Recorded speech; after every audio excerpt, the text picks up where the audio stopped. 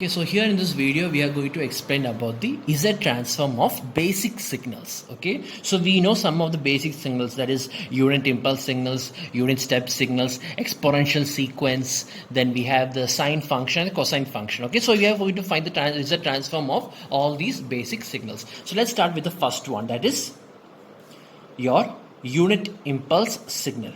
Okay, that is when x of n is equal to del of n. Okay, so we know what is del of n. Del of n, the value of del of n is 1 when n is equal to 0, right? Only when n is equal to 0, only del of n is equal to 1, or otherwise it is always equal to 0, right? So I'm going to apply, we know that the Z transform of x of n is defined as sigma n is equal to 0 to infinity, because here I am going to assume that this is a unilateral Z transform. Okay, so I am writing Z is equal to sigma is equal to n is equal to 0 to infinity x of n Z raised to minus n. Okay, so in that case the Z transform of del of n is equal to sigma n is equal to 0 to infinity del of n Z raised to minus n. Okay, and here, like I said, the value of del of n exists only when n is equal to 0, and that value is 1. That's only when del of n is equal to 0. Otherwise the value of n, otherwise for all values of n, del of n becomes 0. So that means that only in this particular value, only there is a value for del of n, right? So we all know what is del of n for n is equal to 0. It's written over here as 1. So this is 1, and z of 0, z raised to 0 is also 1. So therefore this is also 1. In other words, this is your first equation, that is Z transform of del of n is equal to 1. So this is your first Z transforms equation. Now next you are going to find the Z transform of unit step function, right? That is x of n is equal to u of n, right? You all know what is u of t. U of t means it is a unit step function whose value is 1 when t is from 0 to infinity, or when t is equal to positive values.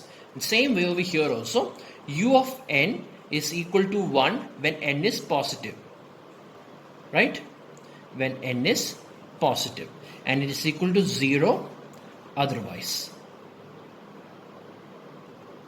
So in that case I can say that the Z transform of u of n, okay, Z transform of u of n is equal to sigma n is equal to 0 to infinity u of n Z raised to minus n. Okay, and we all know what is the value of u of n is 1. So therefore this becomes sigma n is equal to 0 to infinity Z raised to minus n. Okay, so now I want to explain to you about the ROC, the region of convergence. Here in unit step, in this unit impulse function, there is no ROC. Means ROC is the whole Z plane. That is, there is no particular value of Z to satisfy this condition. It satisfies for all values of Z. Okay, so here the ROC is the entire Z plane. So, but how do we find the ROC of this equation? How do we find the ROC of this equation? So before going further, let me write this in another format. Let me write this in this format: sigma n is equal to 0 to infinity. Instead of writing Z raised to minus n, let me write it in this format. It is Z raised to minus 1 raised to n. Okay, that is what I did is I took the n power of n outside. Okay, and I will tell you why I did that, because this will be very easy for you to write the ROC if you write it in this format. Okay, that is I separate n for my function. Just separate it. Okay, just keep this outside the bracket, keep the n outside bracket. Why I'm doing this like this is because, like I said in the last video, for the equation for geometric progression, right?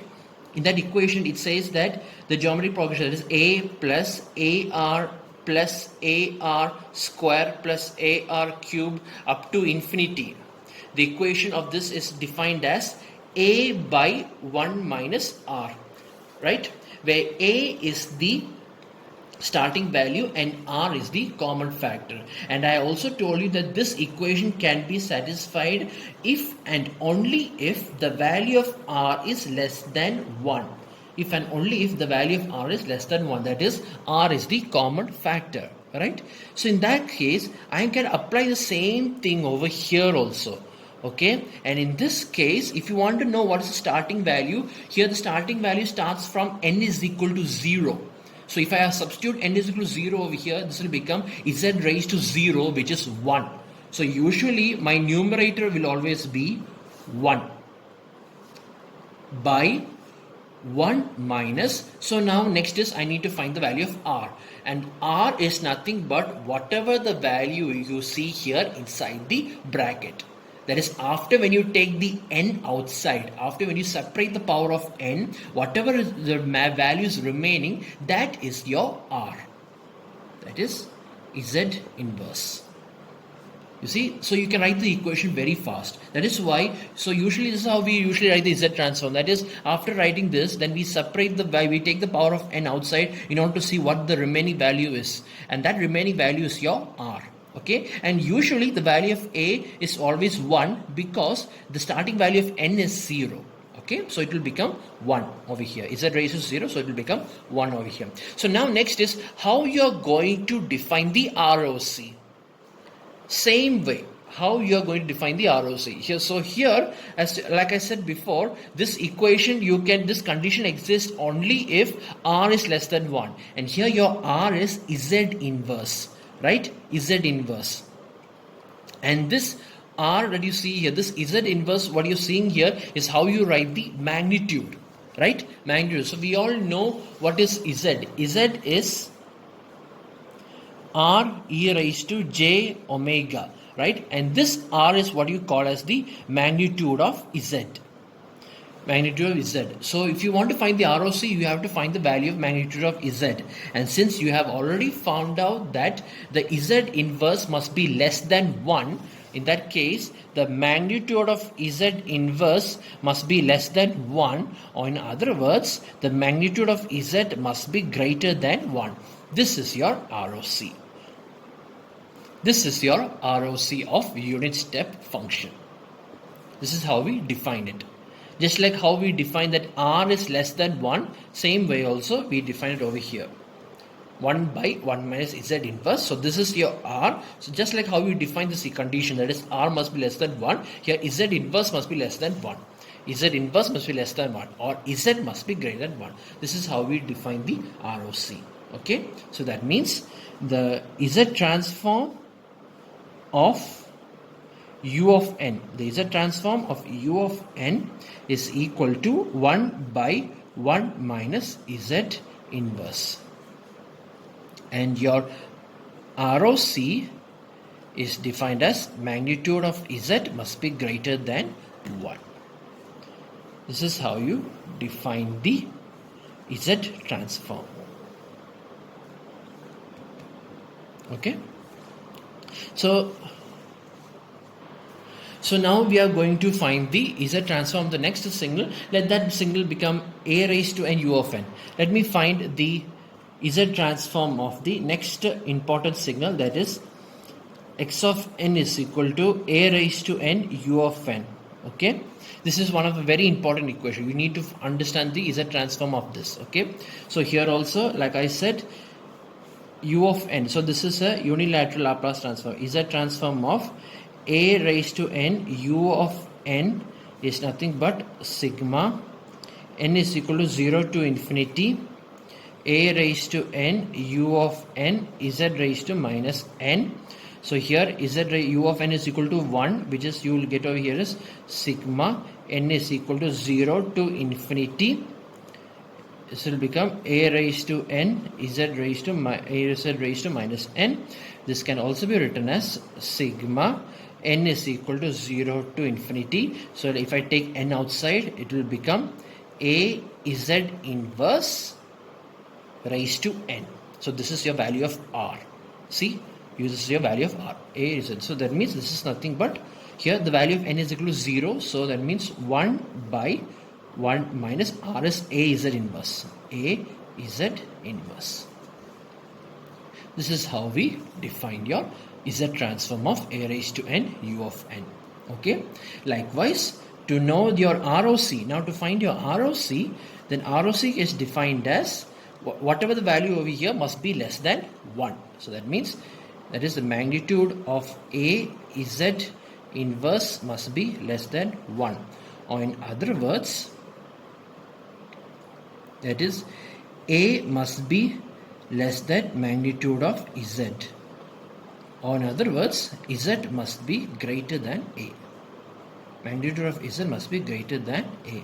Or in other words, the Z transform of a raised to n u of n is nothing but 1 by 1 minus a Z inverse, and the ROC will always be magnitude of Z must be greater than a.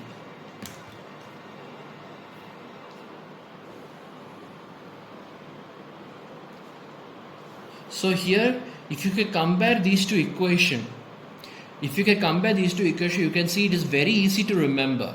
One is 1, the other one is 1 by 1 minus Z inverse, the other is 1 by 1 minus a Z inverse. This a is the only difference between these two equations, right? That's how we can remember this equation, okay? And also look at the ROC also. Here the ROC of Z is greater than 1. Here the value of Z is greater than a. The ROC's magnitude of Z is greater than a, okay? Next, I'm going to find the Z transform of the exponential sequence. Okay, exponential sequence, that is when x of n is equal to e raised to minus j omega n u of n. Okay, so let me find the Z transform of that. Z transform of e raised to minus j omega n into u of n is nothing but sigma n is equal to 0 to infinity or minus infinity to plus infinity, whatever it is, because it doesn't make any change because there's always u of n over here. So it will become e raised to minus j omega n u of n into Z raised to minus n. Okay, and here this can also be written as sigma n is equal to 0 to infinity e raised to minus j omega n into Z raised to minus n. Okay, and just like before, if I'm going to separate the n outside, it will become sigma n is equal to 0 to infinity. It will become e raised to minus j omega Z inverse of n. So that means the value is 1 by 1 minus e raised to minus j omega Z inverse, right? And as for my ROC, here it will be the magnitude of e raised to minus j omega Z inverse must be less than 1. We know that the magnitude of e raised to minus j omega is 1 itself because there is no r, you see. This is if we are defining if r is to e raised to j theta is the function, then r is the magnitude. Here the value of r is 1. See, 1 into. So that means this is 1. Magnitude of this is 1, which means that the magnitude of Z inverse is less than 1. Or in other words, the magnitude of Z must be greater than 1. This is your ROC. Okay. So therefore, the Z transform of e raised to minus j omega n u of n is equal to 1 by 1 minus e raised to minus j omega Z inverse. Okay,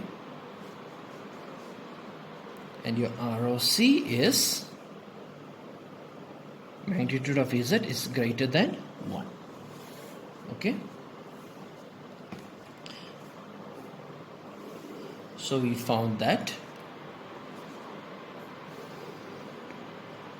Next, we are going to find the Z transform of the sine function, sine omega n u of n. Okay, that is when x of n is equal to, this is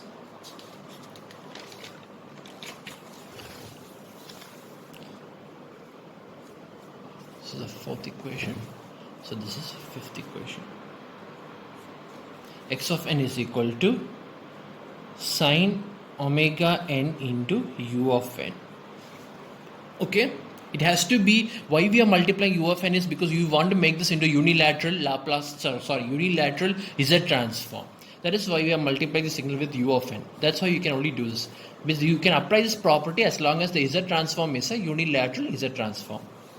So that means the Z transform of sine omega n into u of n is equal to sigma n is equal to 0 to infinity sine omega n into u of n into z raised to minus n. Okay, so here u of n is equal to 1. So let me write that over here. It will become sigma n is equal to 0 to infinity sine omega n into 1, okay, into 1 into z raised to minus n. Okay, so now you cannot apply geometric progression over here directly because here the n is inside. But what I can do is I can change the value of this function sine omega n. We know that sine theta is equal to e raised to j theta minus e raised to minus j theta by 2j. That's what I'm going to write over here. So this will become sigma n is equal to 0 to infinity. This is nothing but e raised to j omega n minus e raised to minus j omega n by 2j. Okay, by 2j into z raised to minus n. Okay, now I'm going to take 2j outside, so it will become 1 by 2j, and this I'm going to apply summation inside and z raised to minus n also inside. So this will become sigma n is equal to 0 to infinity e raised to j omega n into z raised to minus n minus sigma n is equal to 0 to infinity e raised to minus j omega n into z raised to minus n. Okay, now this is okay. Now I can take the n outside, right? So this will become 1 by 2j into, here it will become sigma n is equal to 0 to infinity. Now if I take the power of n outside, what remains is e raised to j omega into z raised to minus 1 raised to n minus, here it will become sigma n is equal to 0 to infinity, here is e raised to minus j omega z raised to minus 1 raised to n. Okay, so this can be also, so from here itself I can understand what is my ROC, right? From here itself I can say that ROC is magnitude of this must be less than 1. That is, magnitude of this must be less than 1. Okay, maybe I can write that also directly. That is, here the ROC is defined as magnitude of z raised to minus 1 must be less than 1. Right, because magnitude of e raised to j omega is 1. So magnitude of z raised to minus 1 must be less than 1, or the magnitude of z must be greater than 1. So I found my ROC already. So let's continue over here. Here it will become 1 by 2j into, this is nothing but 1 by 1 minus z e raised to j omega z inverse minus, and this is nothing but 1 by 1 minus e raised to minus j omega z inverse. Okay, maybe I can change the way how I am writing. There is 1 by 2j, I can write it in this format, right? Maybe I can put this z over here, z inverse, right? So if I take the LCM and all, it will become z by z minus e raised to j omega minus, here it will become z by z minus e raised to minus j omega.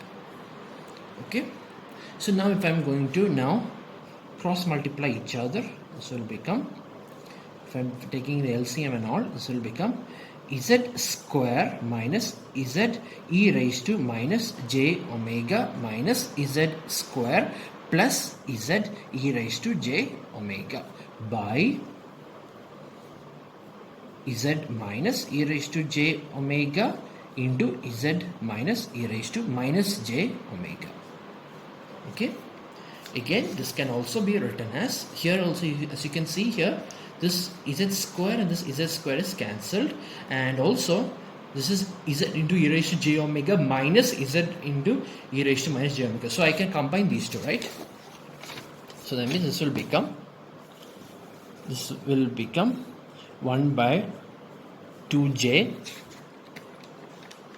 1 by 2j. So this is taking z common out also. So this will become z into e raised to j omega minus e raised to minus j omega. Okay. By now if I take the here, if I cross multiply each other, this will become z square, and then this will become minus of minus z of e raised to j omega, and here it will become minus. So that means this will become minus, right? So it will become z square minus z into e raised to j omega plus e raised to minus j omega plus, now if I e raised to j omega into e raised to minus j omega, these two will get cancelled, so it will become 1. So plus 1. Okay, plus 1. Alright, we all know what is e raised to j omega minus e raised to minus j omega by 2j. There's nothing but sine omega. So this is nothing but z into sine omega by, and this e raised to j omega plus e raised to minus j omega by 2 is cos omega. So this is nothing but 2 cos omega. So this is z square minus z into 2 cos omega plus 1, right? So this is your final answer, and your ROC is magnitude of z is greater than 1. In other words, the z transform of sine omega n u of n, right? The z transform of sine omega n u of n is defined as z into sine omega by z square minus 2z cos omega plus 1, and your ROC is defined as magnitude of z must be greater than 1. Okay, so now we found the ROC of sinusoidal function. Okay, likewise, now I want you, as a homework, I want you all to find the z transform of cos omega n u of n. Okay, find the z transform of cos omega n u of n, right? You will see that the same procedure, just here you substitute the value of, here just like how you read here, you substituted the value of sine omega n as e raised to j omega n minus e raised to minus j omega by 2j. Similarly, you can substitute the value of cos omega n over here, so it will become e raised to j omega n minus e raised to minus j omega n by 2. Okay, is it inverse, and then you substitute, and then you proceed, the same follows. The process will be the same, the steps will be the same, and then finally you will get the equation as z transform of cos omega n u of n is equal to z into z minus cos omega by z square, the denominator is same, 2z cos omega plus 1. And your ROC is also same. ROC is magnitude of z is greater than 1. Okay. So these are the various equations you need to remember when you are doing z transform problems. Okay. That is, you need to remember. Let me just recap it for you. Here the starting is z transform of del of n is 1. Okay. So now you can apply that similar, and for all ROC. Okay. For all magnitude of z, Okay, and here the ROC of u of n, sorry, the Z transform of u of n is 1 by 1 minus Z inverse. Okay, usually everybody writes 1 by 1 minus Z inverse, or you can write it as Z by Z minus 1. Okay, Z by Z minus 1, both are correct, but this is how the usual format for when you are writing it. Okay, we don't express it in terms of the power of Z is positive, we always express it in terms of Z inverse. Okay, so that is how, that's why we write over here in this form, 1 by 1 minus Z inverse. Okay, and the ROC is magnitude of Z is greater than 1. Here, this is also very important. Okay, the Z transform of a raised to n u of n is equal to 1 by 1 minus a Z inverse, and the ROC is that magnitude of Z is greater than a. Okay, and next is the exponential sequence, not the exponential signal, this is the exponential sequence. Here it is x of n is equal to e raised to minus j omega u of n. Here also likewise you get over here as 1 by 1 minus e raised to minus j omega Z inverse. This can also be written as Z by Z minus e raised to minus j omega, right? You can also write it in this format also. Okay, likewise we can also say that if I remove that minus sign over here, suppose I can also say that Z of e raised to plus j omega and u of n, right, is nothing but 1 by 1 minus e raised to plus j omega Z inverse. Okay, you can say like that also, and the ROC of magnitude of Z is greater than 1. Okay, like this also you can write. Okay, here it is negative power, here it is positive power. Next is the Z transform of the sinusoidal signal, which is given by Z sin omega by Z square minus 2Z cos omega plus 1, and the ROC is magnitude of Z is greater than 1. Okay, and likewise the Z transform of cos omega and u of n is Z into Z minus cos omega by Z square minus 2Z cos omega plus 1, where the ROC is magnitude of Z is greater than 1. Okay.